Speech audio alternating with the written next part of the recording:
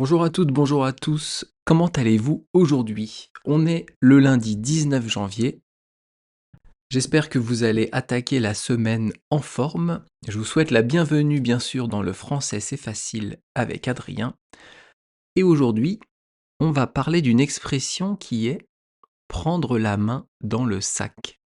Mais avant, comme d'habitude, une petite introduction, une première partie sur autre chose. Aujourd'hui, on va continuer sur le sujet d'hier. Hier, je vous ai parlé de l'apocope, pour ceux qui ont écouté le podcast et pour ceux qui se souviennent. L'apocope, c'est quand on retire une partie d'un mot. On retire la fin d'un mot et on va avoir un mot qui est raccourci, comme ciné pour cinéma, resto pour restaurant, micro pour microphone. Et hier, je vous en ai dit plusieurs. Je vous ai même donné les mots raccourcis et vous avez essayé de trouver les mots rallongés, les vrais mots. Aujourd'hui, on continue sur l'apocope, on continue et on termine. Les mots que je vous ai donnés hier, ce sont des mots où on va faire une apocope pour avoir des mots plus courts qui sont du langage courant ou du langage soutenu. Par exemple, ophtalmologiste, c'est du langage soutenu. Et ophtalmo, c'est du langage courant.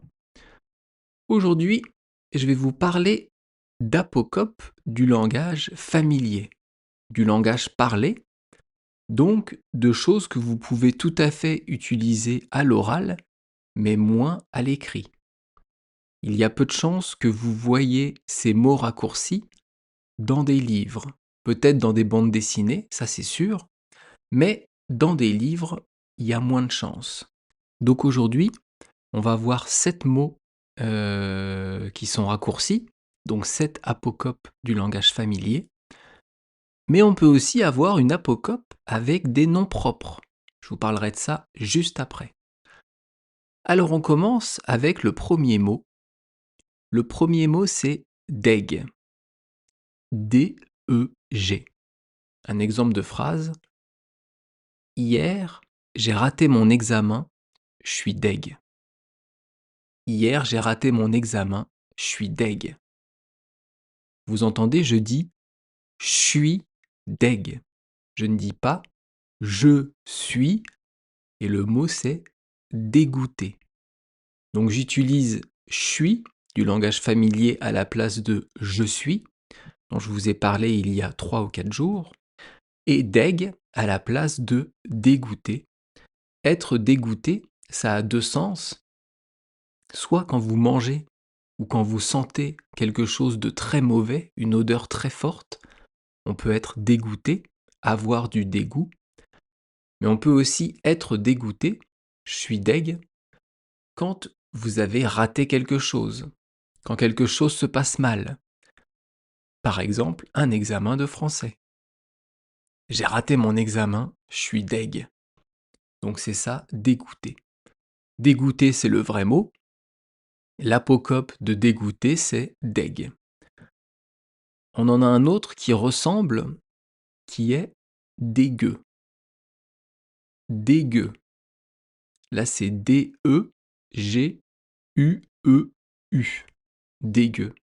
Est-ce que vous connaissez ce mot dégueu? Je vous donne un exemple de phrase.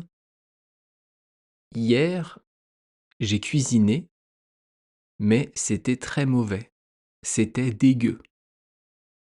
Hier, j'ai cuisiné, mais c'était très mauvais. C'était dégueu. Dégueu, ça veut dire dégueulasse.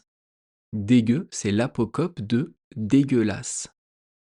Dégueulasse, c'est quelque chose de vraiment immonde, de très mauvais, de très sale.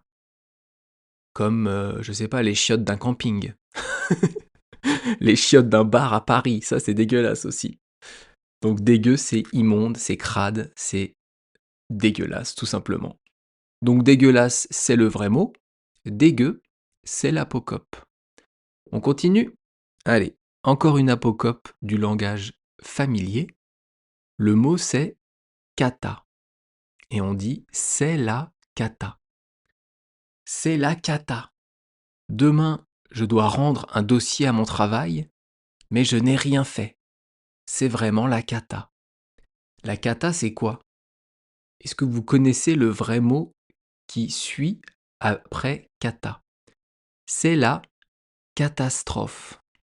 La catastrophe, c'est quelque chose qui arrive et qui va vraiment causer des problèmes. De ne pas rendre un dossier à son travail, ça peut vous causer des problèmes, c'est une catastrophe. Donc ça peut être au niveau personnel, au niveau familial, amical, dans sa vie, quelque chose de mauvais, de mal, mais ça peut aussi être à l'échelle mondiale. On parle de catastrophes naturelles, comme les tremblements de terre, les tsunamis, les incendies, les inondations, le virus avec la pandémie. Tout ça, ce sont des catastrophes naturelles. Mais quand on dit c'est la cata, c'est plutôt dans sa vie personnelle, dans sa vie à soi, ou dans la vie de quelqu'un d'autre, mais pas à une échelle mondiale. Donc ça, c'était le troisième mot, la troisième apocope. Je vous rappelle les trois premières. Deg, dégoûté. Dégueu, dégueulasse. Cata, catastrophe. On continue avec l'alu. Une alu. Hier, j'ai cru voir quelqu'un chez moi. J'ai eu une alu. Est-ce que vous comprenez? Ou alors, je conduisais sur la route et j'ai cru voir passer quelqu'un. Mais c'était une alu. Une alu, c'est une hallucination. Une hallucination, c'est quand on pense voir quelque chose, mais que cette chose n'existe pas. Si vous prenez de la drogue, si vous prenez des champignons, d'ailleurs on dit champignons hallucinogènes, vous allez voir des choses qui n'existent pas. Vous allez avoir des visions. Eh bien, une hallu, c'est ça. C'est quand on pense avoir vu ou entendu quelque chose, mais que ça n'a pas existé. Donc on dit une hallu, une hallucination. J'ai eu une hallu, c'était l'hallu, c'était une hallucination. Allez, on continue avec encore 3 mots du langage familier, 3 apocopes. Une apocope ici de la cuisine. Un mot qui désigne un condiment qu'on peut manger avec des frites, avec un hamburger, avec des œufs. Et ça s'appelle la mayo. Connaissez la mayo? La mayo, c'est de la mayonnaise. Ce sont des jaunes d'œufs avec de la moutarde, du sel, du poivre, on mélange. On rajoute de l'huile de tournesol, on fouette et on a de la mayonnaise. Et comme ça, vous avez la recette de la mayonnaise maison. Parce que de faire quelque chose comme ça maison, de le faire soi-même, c'est toujours bien meilleur qu'acheter en magasin. La mayo, c'est la mayonnaise. Si vous allez manger dans un fast-food grec ou turc en France et qu'il vous demande quelle sauce, vous pouvez dire ketchup mayo. Quelle sauce pour le sandwich? Ketchup mayo. Ketchup et mayonnaise. Ou alors que mayo. Il vous mettra que de la mayonnaise. Allez, on continue avec le suivant. Et le suivant, c'est nimp. Nimp. N apostrophe I-M-P. Est-ce que vous connaissez ce mot? C'est nimp. Nimp. Je vous donne un exemple. J'ai lu un article sur Internet, mais c'est vraiment nimp. Ah ah, ça c'est compliqué à comprendre.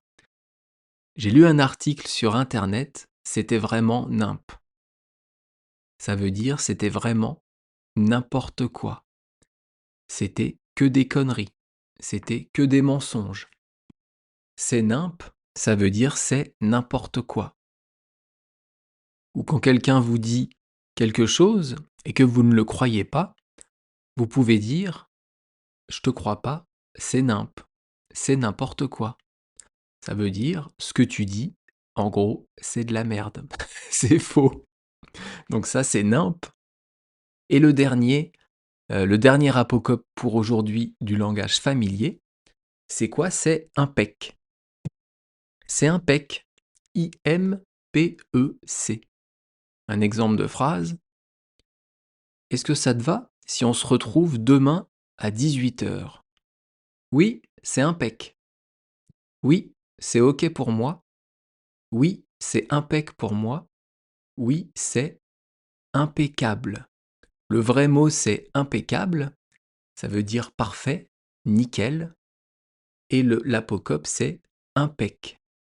On peut parler de quelque chose d'impeccable quand une chose est très propre, ou alors quand vous êtes OK avec quelque chose. Oui, c'est bon pour moi, c'est impeccable. Et maintenant, je vais vous expliquer rapidement les apocopes avec les noms propres. Ce dont je vous ai parlé aujourd'hui, c'était des noms communs du langage familier. Mais ça marche aussi pour les noms propres, pour les prénoms ou bien les noms de famille. On va dire que vous avez un ami qui s'appelle Sébastien. L'apocope de Sébastien, c'est Seb. On enlève Astien à la fin du mot, à la fin du nom. Donc Seb, c'est un surnom, mais c'est aussi une apocope de Sébastien. Un pote qui s'appelle Grégory, eh bien l'apocope c'est quoi? Le surnom de Grégory, l'apocope de Grégory, c'est Greg. Grégory, Greg. Sébastien, Seb. Ça, c'est les noms propres, donc deux prénoms. Et enfin, je vous ai sélectionné une apocope sur un nom propre, un nom de famille. Et cet apocope, c'est Sarko. Est-ce que vous connaissez Sarko? Sarko, c'est l'apocope de Sarkozy, qui est un ancien président de la République française. On en a entendu beaucoup parler récemment, parce qu'il a été en prison pendant 3 semaines, je crois. Maintenant, il est sorti, mais donc on en a beaucoup entendu parler.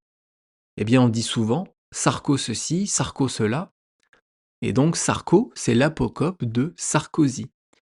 On peut dire aussi c'est le surnom. Bien, maintenant, on passe à la deuxième partie du podcast, l'expression du jour. Prendre la main dans le sac. Prendre, c'est un verbe du deuxième groupe, qui se conjugue avec l'auxiliaire avoir. Le fait de prendre quelque chose, c'est d'attraper. Mais ici, dans l'expression prendre la main dans le sac, ça veut plutôt dire prendre quelqu'un sur le fait. C'est remarquer quelqu'un en train de faire quelque chose d'interdit, ou de pas bien, ou qui se cache pour faire cette chose. Donc prendre, je vous ai dit, c'est un verbe du deuxième groupe. Je vais donc vous le conjuguer au présent et au passé composé, avec donc l'auxiliaire avoir.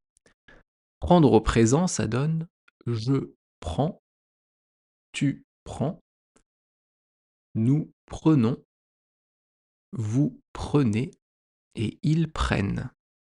Et au passé composé, donc auxiliaire avoir au présent plus participe passé, j'ai pris, tu as pris, il a pris, nous avons pris, vous avez pris et ils ont pris.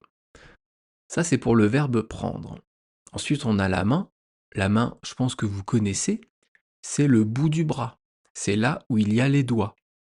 On dit d'ailleurs les 5 doigts de la main. Tout le monde a 2 mains et 10 doigts de la main. Et dans le sac, dans c'est à l'intérieur de, dans quelque chose, à l'intérieur de quelque chose. Ici, c'est le sac. Le sac, c'est quoi? C'est ce que vous portez, par exemple, pour mettre vos courses. Quand vous allez au supermarché, vous avez un sac pour récupérer vos courses. Ça, c'est un sac classique, mais on peut aussi parler de sac à main. Un sac à main, c'est surtout pour les femmes, et c'est là-dedans qu'elles vont mettre toutes leurs petites affaires personnelles. On peut parler aussi de sac à dos. C'est un sac qu'on met sur le dos, qu'on porte et qui va être dans notre dos. On peut parler aussi de sac de couchage. Ça, c'est pour dormir sous une tente, faire du camping, pour ne pas avoir froid. Bref, le sac, on va mettre quelque chose dedans. Et donc prendre la main dans le sac, comme j'ai commencé à vous l'expliquer tout à l'heure, ça veut dire prendre quelqu'un sur le fait, pendant que cette personne commet un acte qu'il aurait voulu cacher, ou un acte qui est interdit. Imaginez, vous êtes à Paris, en voyage en tant que touriste, vous prenez le métro, qui est l'apocope de métropolitain, et vous sentez quelque chose près de vous. Vous sentez que votre sac est en train de bouger. Vous regardez et vous voyez quelqu'un fouiller dans votre sac. Vous voyez un pickpocket essayer de voler votre argent. Eh bien, à ce moment-là, vous aurez pris la personne la main dans le sac. Donc cette expression, elle peut s'utiliser bien sûr de façon littérale pour les pickpockets et ceux qui essayent de voler, mais on peut aussi et surtout utiliser cette expression quand vous voyez quelqu'un faire quelque chose qu'il veut cacher. Exemple, on va dire que vous êtes surveillant pour un examen. Vous devez surveiller des élèves qui passent un examen. Et vous voyez qu'un élève est en train de tricher. Avec je ne sais quelle technique, il est en train de tricher pour son examen. Eh bien, vous allez pouvoir lui dire qu'il est disqualifié ou que vous l'avez vu en train de tricher, vous l'aurez pris la main dans le sac. Vous aurez vu qu'il trichait au moment où il trichait, et c'est ça, prendre la main dans le sac. Prendre quelqu'un sur le fait. Donc là, je vous ai parlé d'actes physiques, le vol de pickpocket, la tricherie à un examen, mais on peut aussi utiliser prendre la main dans le sac pour un mensonge, pour une maladresse. Ce n'est pas forcément un acte physique. Si vous savez que quelqu'un vous ment en face de vous, eh bien vous pouvez lui dire « Je te prends la main dans le sac en train de mentir ». Donc c'est une expression qu'on peut utiliser pour des sujets sérieux ou aussi pour des sujets plus légers, pour des choses sans conséquences, pour des choses un peu plus drôles. Donc c'est soit sérieux, soit humoristique. On peut faire les deux, il n'y a aucun problème. Alors qu'une autre expression qui veut dire la même chose, en flagrant délit, eh bien ça c'est plutôt utilisé pour les choses sérieuses. Prendre la main dans le sac et prendre en flagrant délit, c'est la même chose, sauf que en flagrant délit, ça s'utilise pour les choses uniquement sérieuses. On dit d'ailleurs pris en flag, mais je vous expliquerai cette expression un autre jour. Est-ce que vous avez compris le sens de l'expression? N'hésitez pas à me dire sur YouTube si vous comprenez ou si vous ne comprenez pas. Si vous avez des questions, s'il y a des choses que je peux expliquer de manière différente, je prends tous les commentaires, il n'y a aucun problème. En anglais, ça se dit to catch red-handed. L'expression to catch red-handed, ça veut dire en français attraper avec les mains rouges. Et les mains rouges, c'est en fait les mains pleines de sang. Comme si vous étiez en train d'attraper quelqu'un qui vient de tuer, qui vient de blesser une autre personne. Et donc à ce moment-là, vous l'aurez pris la main dans le sac, vous l'aurez pris en flagrant délit. Bien, je vais m'arrêter là pour aujourd'hui. Demain, on fera une nouvelle expression française qui est « Tiens, c'est cadeau ». Je vous répète, « Tiens, c'est cadeau ». Donc je vous expliquerai tout ça demain. Si vous le pouvez et si vous le souhaitez, laissez-moi une bonne note sur vos applications de podcast, Spotify, Apple Podcast, etc. Parce que c'est ça qui sert à faire connaître mon podcast.